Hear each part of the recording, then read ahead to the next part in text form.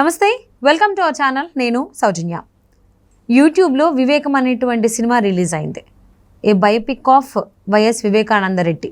అలాగే దాని తర్వాత ఇంకొకటి వస్తుంది. ఏంటి అని అంటే అది పొలిటికల్ క్రైమ్ మిస్టరీ అనేటువంటి ట్యాగ్లైన్తో వస్తుంది.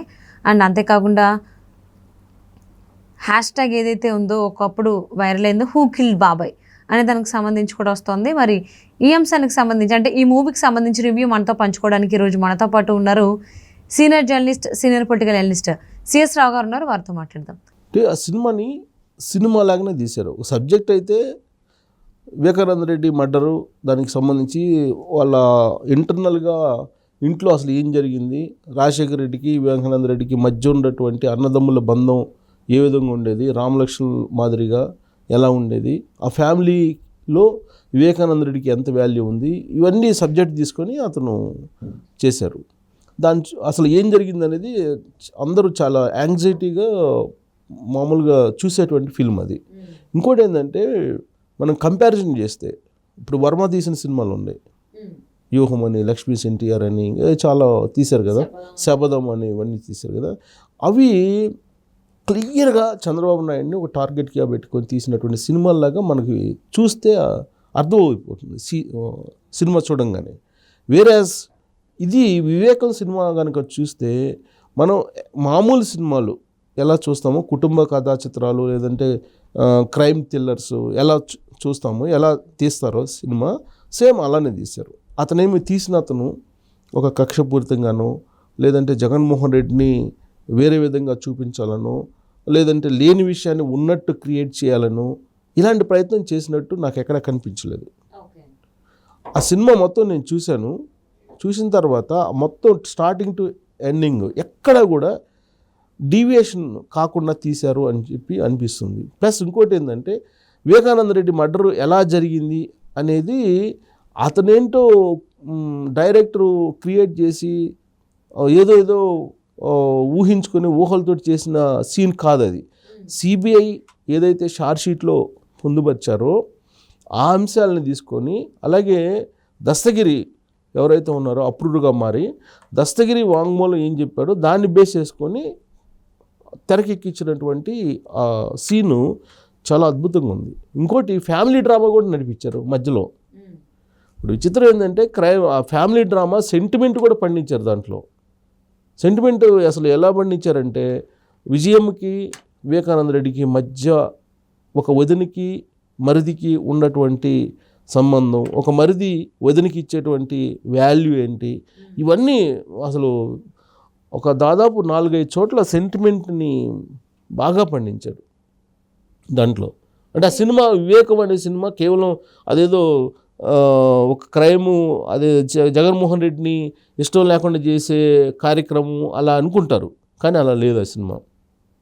అలా లేదని ఎందుకు చెప్తున్నానంటే అసలు దాని హ్యూమన్ యాంగిల్ చాలా ఉంది దాంట్లో. హ్యూమన్ యాంగిల్ తర్వాత family drama with in the family, political ఫ్యామిలీలో ఎలా ఉంటాయి డ్రామాలు అనేదానికి చాలా క్లియర్గా చూపించాడు.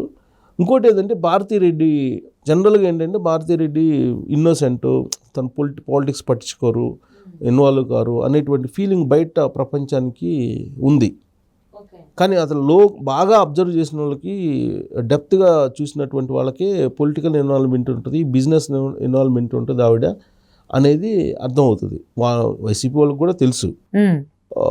అది ఆ సినిమాలో అద్భుతంగా చూపించాడు. భారతీరెడ్డి ఇన్వాల్వ్మెంట్స్ ఎలా ఉంటాయి పొలిటికల్గా కానీ బిజినెస్ యాంగిల్లో కానీ, డెసిషన్స్ అప్పుడు ఎలా ఉంటాయి అనేది. ఇంకోటి జగన్మోహన్ రెడ్డిని ఒక విలన్గా చూపించుంటాడు అని చెప్పి అనుకుంటారు కదా, కానీ జగన్మోహన్ రెడ్డిని నాకు తెలిసినంత వరకు ఒకటి రెండు సందర్భాల్లో తప్ప మిగతా సందర్భాల్లో ఒక ఫ్యామిలీలో ఒక కపుల్స్ మధ్య అటు ఫ్యామిలీకి కొత్తగా కోడలు వచ్చిందనుకో ఇంట్లోకి, వాళ్ళకి కోడలు వచ్చినప్పుడు ఇంట్లో వాళ్ళకి ఒకవైపు కోడలు ఇంకొకళ్ళు ఉన్నప్పుడు మధ్యలో నలిగిపోతారు కదా భర్త, అటు చెప్పలేక ఇటు చెప్పలేక నలిగిపోయే పరిస్థితి ఉంటుంది కదా. అలాంటి సిచ్యువేషన్స్ని చూపించాడు జగన్మోహన్ రెడ్డి. అంటే వైఫ్ కి మదర్ కి మధ్యలో అన్న ఇష్యూ వస్తే వైఫ్కి కాదు, ఇప్పుడు అవినాష్ రెడ్డిని కావాలని చెప్పి అవినాష్ రెడ్డిని కావాలి అని చెప్పి అనుకుంటుంది భారతిరెడ్డి పొలిటికల్గా. అవినాష్ రెడ్డిని కావాలనుకున్నప్పుడు అవినాష్ రెడ్డి ఫ్యామిలీ వేరు, వీళ్ళది వేరు. జగన్మోహన్ రెడ్డి రాజారెడ్డి ఫ్యామిలీ వేరు, అవతల అవినాష్ రెడ్డికి సంబంధించిన మూలాలు వేరు. అందుకే వాళ్ళు ఫస్ట్ స్టార్టింగ్లోనే వంశవృక్షాన్ని చూపించారు. వంశవృక్షాన్ని చూపించి ఈ రెండు ఫ్యామిలీలు వేరు వేరు, మూలం ఒకటే, కానీ తర్వాత తరాలు మారే కొద్ది మూడో తరం వచ్చేటప్పుడు కంప్లీట్ వేరియేషన్ ఉంటుంది. ఒక ఫ్యామిలీ మెంబర్ ఎవరు? రాజశేఖర రెడ్డి, వివేకానంద రెడ్డి. రాజశేఖర రెడ్డి పిల్లలు, వివేకానంద రెడ్డి పిల్లలు. దాంట్లో విషయం ఏంటంటే రాజశేఖర రెడ్డి బతికున్నంత వరకు కూడా వాళ్ళ ఆస్తులు పంచుకోకుండా ఉన్నారు అన్నదమ్ములు. చూపించాడు ఆ సినిమాలో. అంటే అంత అనుబంధం ఉండేది. అక్కడి నుంచే వీళ్ళ ఫ్యామిలీ గొడవలు వచ్చినాయి. ఇప్పుడు షర్మిలాకి న్యాయం చేయాలి, ఇంట్లో ఆడబిడ్డకి అన్యాయం చేయకూడదు అనేటువంటి కాన్సెప్ట్లో వివేకానంద రెడ్డి అన్నప్పుడు అప్పుడు నుంచి భారతిరెడ్డి మనసులో పెట్టుకుంటుంది. జనరల్గా మనం సీరియల్స్ చూస్తుంటాం కదా, డైలీ సీరియల్స్ కానీ సినిమా అవే. దీంట్లో అసలు ఈ సినిమాని కనుక మిస్ అయితే ఎవరైనా సరే చాలా కోల్పోతారు. సినిమాగా తీశారు. తర్వాత ఆడియో కూడా ఎంత రిచ్గా ఉంది ఆడియో. ఆ సినిమాని కనుక 70mm కనుక చూస్తే అద్భుతమైనటువంటి సినిమా. మరి ఎందుకు థియేటర్ రిలీజ్ చేయకుండా యూట్యూబ్లోనే రిలీజ్ చేశారు? ఉన్నటువంటి రాజకీయ పరిస్థితుల్లో ప్లస్ ఎన్నికల కోడ్ ఉంది కాబట్టి బహుశా అలా చేసి ఉండొచ్చు. టేకింగ్లో కానీ డైలాగ్స్లో కానీ ఎక్కడ అబ్యూజ్గా ఎక్కడ పదాలు వాడలేదు, అస్సలు అబ్యూజ్గా వాడలేదు. పదాలు డైలాగులు కూడా పండించారు, సెంటిమెంట్ని మామూలుగా పండించారు. అలాగే హ్యూమన్ రిలేషన్ పండించారు దాంట్లో. తర్వాత క్రైము ఎలా చేస్తారు, క్రైమ్ ఇంట్లో వాళ్ళు ఎలా చేస్తారు నమ్మించి అనేదానికి చూపిస్తారు. లాస్ట్లో ఒక సీను నాకు కళ్ళు తిరిగిపోయినాయి. అలా అంటే కళ్ళ మీద అలా నీళ్ళు అలా చెమర్చినాయి. ఎందుకంటే వివేకానంద రెడ్డి మర్డర్ కన్నా 2 రోజుల ముందు వివేకానంద రెడ్డి పెంపుడు కుక్కని చంపేస్తారు. అవును. ఆ వివేకానంద రెడ్డి పెంపుడు కుక్క ఉన్నంతకాలం ఎవరు అసలు వివేకానంద రెడ్డిని టచ్ చేసేవాళ్ళు కాదు. అది ముందు దాన్ని చంపేస్తారు. దాన్ని చంపిన తర్వాత ఈయన ఒక్కడే ఉంటారు. ఎందుకంటే వీళ్ళు హైదరాబాద్లో ఉన్నారు, సింతారెడ్డిను సౌభాగ్యం ఇద్దరు ఉంటారు, ఒంటరిగా ఉంటారు. అప్పుడు ఎలక్షన్ క్యాంపెయిన్కి వెళ్ళి వచ్చి ఒక్కడే ఉంటారు. నమ్మించి ఒక్కడనే ఉండేలాగా చేశారు వాళ్ళు. చేసి ఆయనకి ధైర్యం ఏంటి, కడపలో అందులో తన ఇంట్లో చంపేంత మగాడు ఎవరున్నారు అనేటువంటి ధైర్యం ఉండేది ఆయనకి. కానీ అతను ఆ సందర్భంగా తోటమాలి అతను ఉంటాడు రంగయ్య, అతను ఒక యజమానికి ఎంత రెస్పెక్ట్ ఇస్తాడు ఒక ఇంట్లో వాచ్మెన్ అనేదానికి కూడా ఒక నిదర్శనంగా చూపించారు. అతను పడినటువంటి బాధ అతనికి తెలుస్తుంది, అర్థమవుతుంది. ఇతను ఏదో మన యజమాని చంపబోతున్నాడు అని అతనికి రంగయ్యకి వాచ్మెన్కి చెప్తాడు, తన ఆవేదన చెప్తాడు. నాకెందుకో అయ్యగారు నాకు మనసు అనిపిస్తుంది, మీరు ఒంటరిగా ఉండొద్దు అది అని చెప్పి చెప్పడం. అవన్నీ కూడా ఎమోషనల్ సీన్స్ ఉన్నాయి, చాలా ఎమోషనల్ సీన్స్ ఉన్నాయి.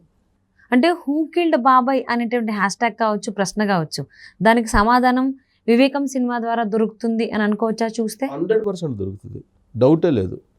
అసలు ఎక్కడ బోర్ కొట్టదు, సెంటిమెంట్ పండిస్తారు. ఎక్కడ కక్షపూరితంగా జగన్మోహన్ రెడ్డిని ఏదో చూపించాలనుకునే ప్రయత్నం జరగలేదు, ఎక్కడ కనిపించదు. ఉన్న విషయాన్ని ఉన్నట్టు మానవ సంబంధాలు, ఒక పొలిటికల్ ఫ్యామిలీలో మానవ సంబంధాలు, అలాగే పొలిటికల్ ఆలోచనలు, పొలిటికల్ యాంబిషన్స్ ఎలా ఉంటాయి అనేది ఎగ్జాక్ట్గా చూపించారు. ఓకే, అంటే biopic of YS Vivekananda Reddy అనేటువంటి ట్యాగ్ లైన్ వచ్చినట్టు వివేకం అనేటువంటి సినిమాతో హూ కిల్డ్ బాబాయ్ అనేటువంటి ప్రశ్నకి సమాధానం దొరికేస్తుంది అంటారు. సో ఇప్పటి వరకు ఎవరైతే మిస్ అయిపోయారో ఖచ్చితంగా చూడండి. అండ్ అసలు యూట్యూబ్లో మిలియన్స్ కాదు బిలియన్స్ ఉన్నాయి, బిలియన్ మంది చూశారు. అది ఏమో 2 డేస్లోనే ఒక లింక్లో 1 మిలియన్ చూసి ఉండొచ్చు, కానీ అనేక ప్లాట్ఫామ్స్లో అది అప్లోడ్ అయ్యి ఉంది. రిలీజ్ చేయడం జరిగింది అండ్ చాలా అలా కౌంట్ చేసుకుని నిజంగానే బిలియన్స్ కూడా దాటుకోవచ్చు. బట్ ఏదేమైనా కానీ హూ కిల్డ్ బాబాయ్ అనేటువంటి ప్రశ్నకి, అంటే వైఎస్ వివేకానంద రెడ్డి గారి హత్య చేసింది ఎవరు ఏంటనే సమాధానం నిజంగానే మిస్టరీలా ఉంది. సో అందులో కూడా పెట్టారు పొలిటికల్ 4.5 అవుట్ ఆఫ్ 5. ఓకే. అంటే ఒక యూట్యూబ్‌లో రిలీజ్ చేసేటువంటి ఒక సినిమాకి ఇంత మంచిగా ప్రొడక్షన్ వాల్యూస్ గానీ, సో ఇంత బాగా స్క్రీన్ ప్లే చేయడం చాలా great. So all the best to the whole team and thank you so much for spending your valuable time with us, CS రావు గారు. Thank you.